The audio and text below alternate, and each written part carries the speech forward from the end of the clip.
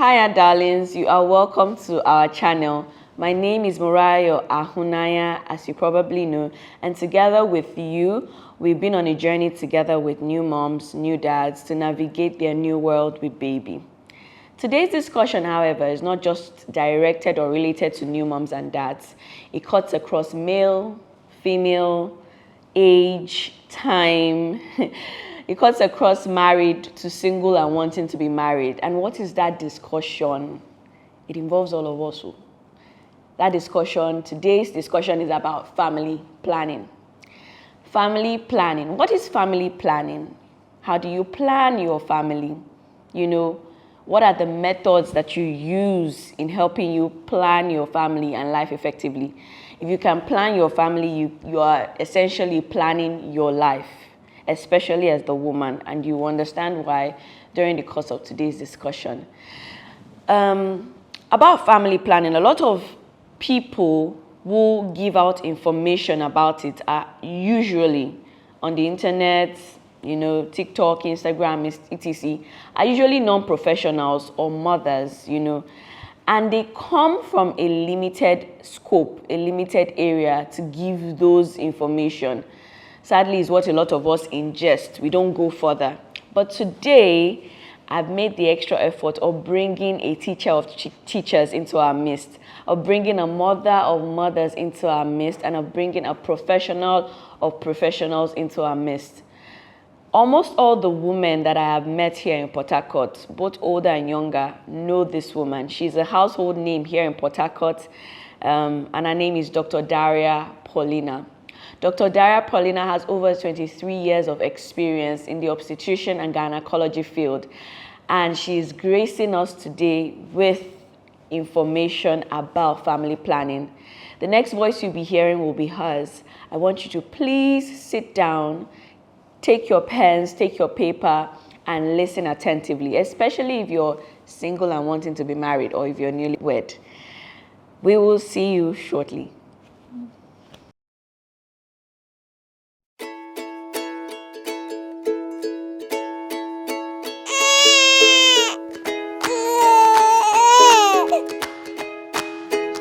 Hi everyone, I'm Dr. Paulina Dariah. I'm an obstetrician gynecologist working at Mind Aid Hospital. I've been an obstetrician and gynecologist since 1999. I have a passion for women's health and well-being, and I want to thank Mrs. Ahunaya for this opportunity because she also has the same passion for women's well-being. Family planning is adopting a way of life that helps you determine how many children you want and when you want them. It is not just contraception use. It is not just preventing pregnancy. It has two arms. Preventing pregnancy on the one hand, but seeking for pregnancy and fertility management on the other hand. So this is a misconception that many people have. They just think, oh, I start family planning when I don't want to have any more children. That is really not so. You start family planning the moment you start thinking about setting up a family. You need to plan your family because you know best what is good for you. It is not a random event of fate, the number of children you have. It's not a random event of fate. I want to have them, we're going to have them like every 9 months. We are not just wild animals. We have control over what happens to us. Now, we all have dreams. We have goals, especially as women, because we bear the brunt of childbearing. We bear the brunt of pregnancy. We even bear the brunt of childbearing. I know the men are going to like almost kill me for this, but the day-to-day hands-on, most of the time, especially in Africa, sub-Saharan Africa, you find that it's the woman that spends so much of her time, so much sacrificing of her own future and her own career to be able to raise children according to our societal and cultural norms. We find a situation where you have a brilliant young woman and she gets married, and the next thing, all her dreams come crashing down. All her dreams come crashing because she falls in love. All her dreams come crashing because she has this very happy event of having a baby. And then a few years down the line, she's very disheartened. She's so angry and resentful of her partner. She's like, oh, I've given you all my life. I've given all my children all my life. And now here I am. And there are a lot of other complex situations that start coming up. And she feels so unfulfilled. I've seen so many times women go into depression. Women even become suicidal because they feel like, look, what is it? What's the purpose in life? And it's even worse when the children grow up and then they leave the home. They have their own careers. And she's sitting there very confused, not knowing what to do with herself. It is really, really important because there is no one size that fits all. What is good for Mrs. A or couple A may not be good for couple B. So when you are planning a family, you are determining two things. I want this number of children and I want them this number of years apart. So you can say, okay, I want to start my family at 25 years of age. And I want to be sure that before I turn 38, I must conclude having children. And I want only 2 children. So you consciously make an effort. You constantly analyze your life situation. You ask yourself, okay, and now I have had a BSc in something. What do I want for my own career goals? And how busy is my husband? What's my husband also or my partner also doing? Because this is usually a joint decision. It's made by 2 people. Usually a husband and a wife. It's not, well, this is modern days, so it may not always be a husband and a wife, yeah? But it's usually made by 2 people. So you must consider your social circumstances, your educational circumstances, your economic circumstances, your dreams in the process of making your decisions on the size and the spacing of your children. Now, as we are having this discussion, something comes to my mind. Like I just said before, it's not one size that fits all. So you should, it's not an emotional decision. It's a decision you make with your brain. If you have, for example, you are earning 10 oranges in a month. If you have 1 child, you know that that 1 child is getting 10 oranges. But the moment you have 2 children, it is only 5 oranges. So you have cut down what that child is going to get by 2. And by the time you have 3 or 4 children, you know where you are going. So it's not that, oh, God giveth and God taketh. God will raise them. God will. Fine, it's good to pray to God. I mean, to give you the wisdom and it's not even just all about finances. It's about time. How much time do you have to dedicate to raising your family? If you are a woman who is going to work at 6 o'clock and you are coming back at 7 o'clock in the evening, if you want to have 5 children, you know that those children are going to suffer. So you be wise in how you make decisions because it is not just finances, it is your time. It is your time, it is your mental health as well. How strong are you? How resilient are you?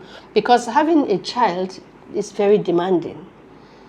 Aside from the sleepless nights, I'm sure people who have had babies before, I won't say who, but somebody like Mrs. Ahunaya, for example, can tell you that you have sleepless nights with babies.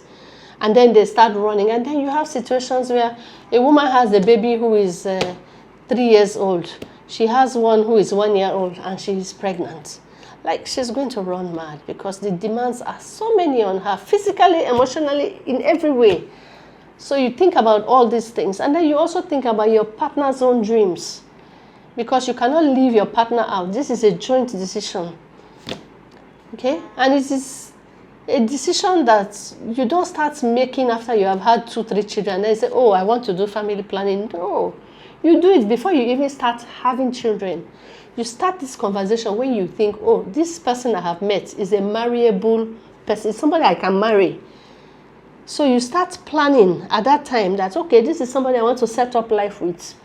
If you go and you want 2 children, you go and marry somebody who says he's an only child and he wants 24 children, then you know you are in trouble because it is going to cause conflict in the home.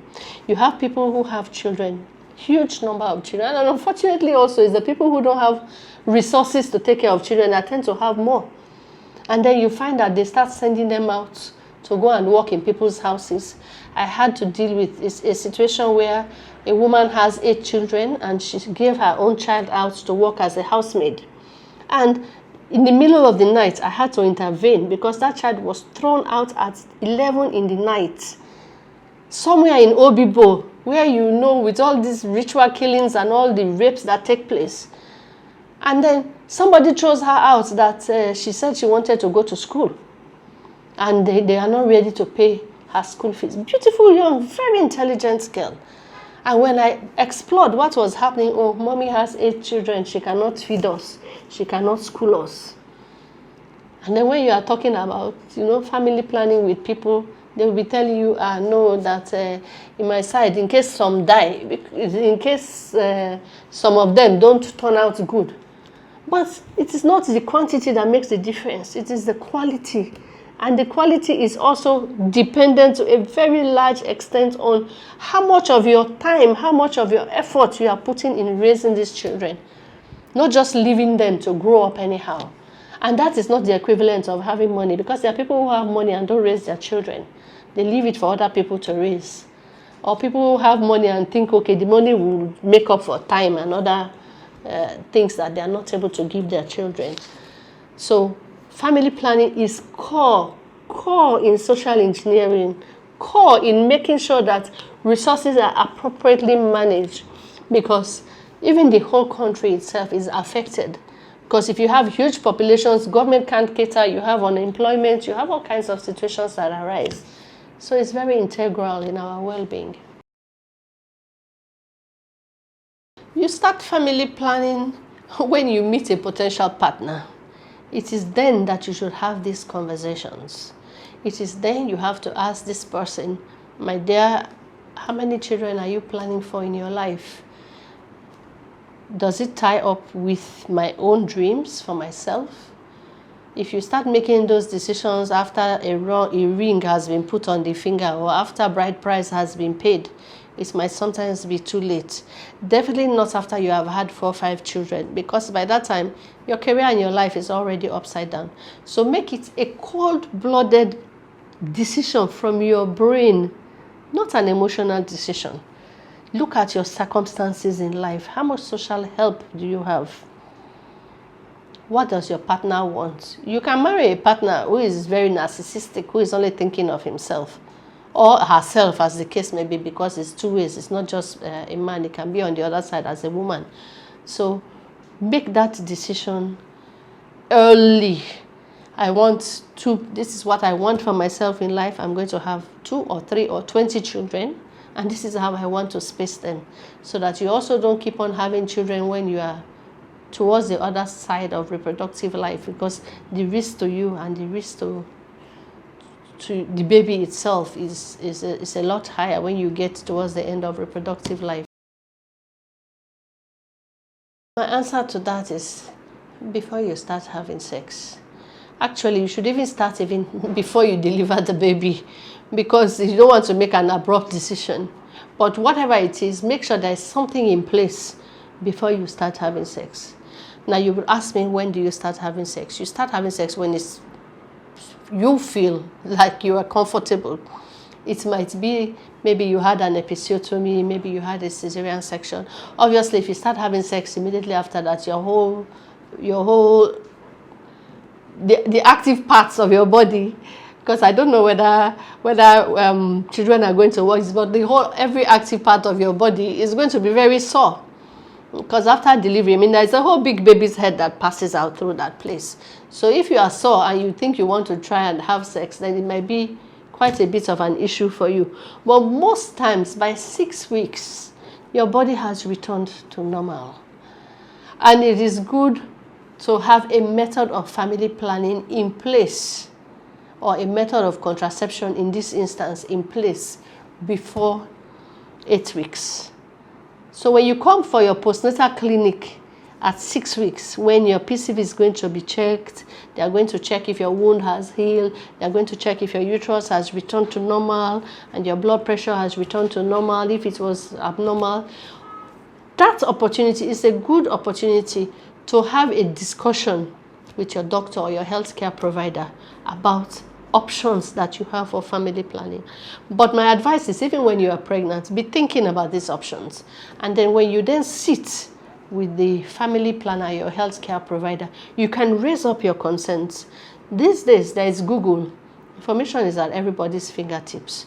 So once you are pregnant, sit on your Google and be reading, oh, okay, I want my next baby in 3 years. What method can I ask about? Let me research a little bit more into the appropriate method. Then you can have a negotiated conversation where you have a say. It is not the healthcare provider that will say, oh, I impose intrauterine contraceptive device on you. You must use it or else, because I'm the God Almighty Father who knows more than every other person. Because you might have a circumstance in your life where the doctor might not know or the nurse might not know. So equip yourself.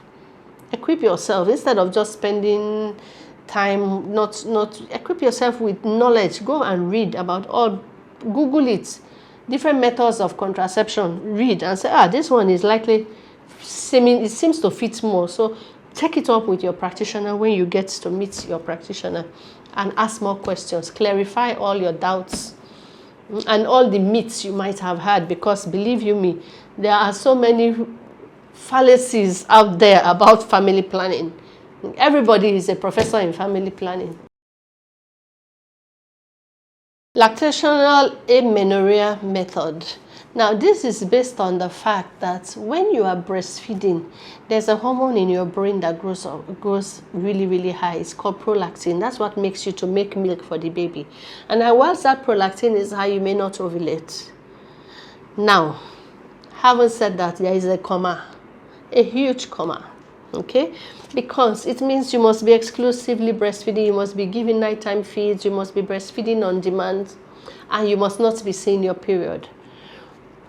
There has been so many people who have gotten pregnant and delivered the next baby not having seen their periods after their first child. The earliest I have seen is a woman that got pregnant at 8 weeks. And she was actively breastfeeding. So whilst it's an okay method, it's a good method, but it has a high failure rate. Because you might just have that one-off ovulation before you even start seeing your period. And usually it's under 6 months. By the time you are trying it for beyond 6 months, it's likely to fail. It has a higher failure rate. Now, fertility awareness method is when a woman studies her body to know when she has a safe period.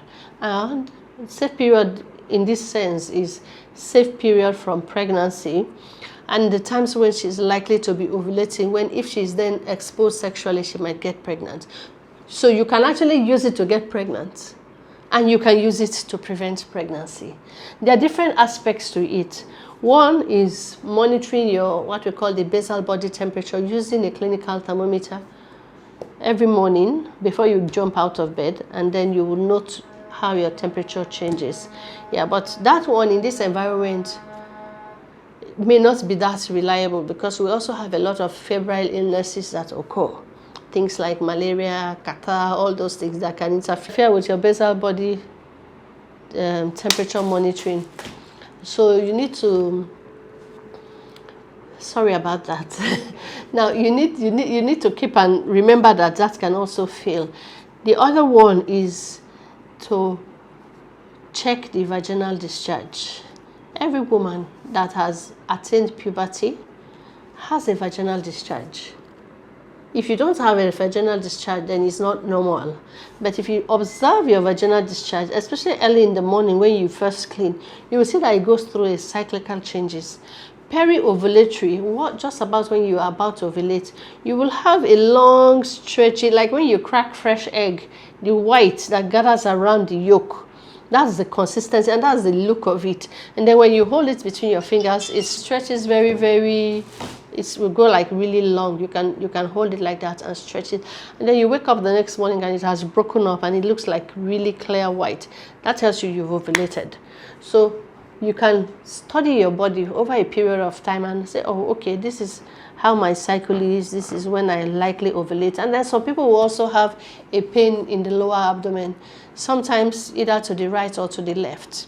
It will start off as a dull ache. Some people actually experience when the egg pops out, it will be like a sharp pain, and then it starts spreading the lower abdomen. So that's another symptom that you can look out for. Then we have the calendar method. The calendar method, which a lot of Catholics tend to like. A lot of Catholics tend to like the FAM method and then the lactational amenorrhea method, because the fertility awareness method it's in keeping with their spiritual beliefs. So the calendar method is you must study yourself for a period of 6 months, at least. You would then know what is your longest cycle length. A cycle for this purpose is from the beginning of a period to the beginning of your next period. That's your day one of current period to the day one of your next period. That's your cycle. So you study your cycle length for over 6 months. And when you have determined that, okay, this is the shortest length, maybe like it's 26 days, and my longest length is 30 days, for example, it will then be that you would subtract 11 from your longest length, and you will subtract 18 from your shortest length. So if your shortest cycle length is 25 days, subtract 18, and then you have that gap when you avoid sex if you don't want to get pregnant. If you want to get pregnant, then you target it for that. Usually, it is said, and I'm using the word it is said because I know when we follow up patients, we have found situations in which it is not true, that your egg pops out 14 days to your next period. Having said that, when we follow up with transvaginal scan or an ovulation kit, you will find that it may not always be so. Now, I've just talked about ovulation kits. Ovulation kits are what you can get off the shelf in pharmacies, and then it will help you determine this is the time you are ovulating. Not necessarily to avoid pregnancy, but if you are looking for a pregnancy, you can use that to determine when you are ovulating. There is nothing like the best method of family planning for any one person. We should be aware that no family planning is 100% free of side effects. No family planning is 100% efficient. Now, that is the premise of anything we discuss going forward. But whatever it is, the complications or the problems associated are far less than having an unwanted and an unplanned pregnancy. Now, if you have ever had an unwanted or an unplanned pregnancy, your options are not many. It's either you have the baby and end up with problem, or you go and try a termination that has its own problems.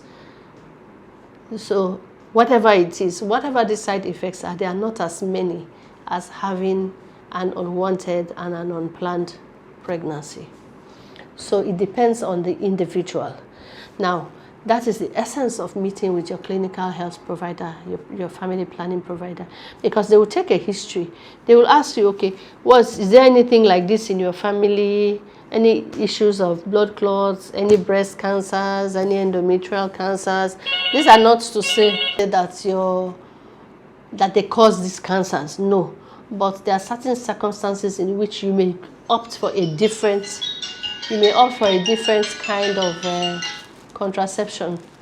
There are circumstances in which you opt for a different kind of contraception. So, for example, if somebody has a lot of fibroids, there are certain, I would not want to put such a person on a copper T for certain reasons. If you've just had trauma to the cervix and to your uterus and all that, there are so many factors that come into play. Your own health conditions, are you a hypertensive, are you a diabetic, is your partner alone with you? If there is husband and wife, for example, or husband and two wives, but they are keeping within that circle, there are some family planning which I would not mind to give you. But if you have husband plus wife plus X number of people in that relationship, i.e. one person is breaking that cycle, then something like an IUD may not be the best thing for you. So there's no one size fits all. Everybody, it has to be individualized.